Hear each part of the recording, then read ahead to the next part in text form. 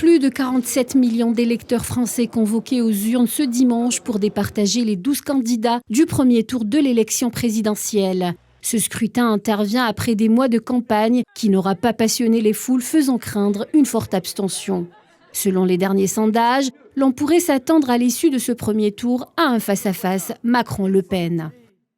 Le duo en tête de peloton, suivi de loin par Mélenchon. Le reste des candidats sont à moins de 10%, toujours selon les derniers chiffres, et n'auraient aucune chance d'accéder au second tour. Après deux crises sociales majeures, à savoir les gilets jaunes et la réforme des retraites, une pandémie mondiale et une montée de l'islamophobie, le quinquennat d'Emmanuel Macron a tout de même été marqué par une baisse sensible du chômage. Pour cette nouvelle course à l'Élysée, Macron voit sa cote remonter depuis le conflit en Ukraine, qui lui a permis de redorer son blason et retrouver des forces.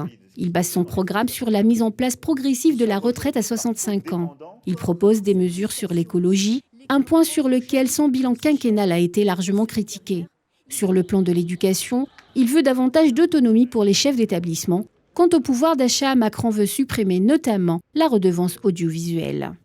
Marine Le Pen, elle, en est à sa troisième campagne présidentielle consécutive. Celle qui a échoué face à Emmanuel Macron en 2017 met en avant dans son programme les 3 mesures suivantes. Arrêter l'immigration incontrôlée en donnant la parole aux Français par référendum, éradiquer ce qu'elle qualifie d'idéologie islamiste et l'ensemble de leur réseau du territoire français, et enfin, faire de la sécurité partout et pour tous une priorité du quinquennat. Alors les gardiens de la paix multiplient les interventions sur réquisition du procureur et sous le régime de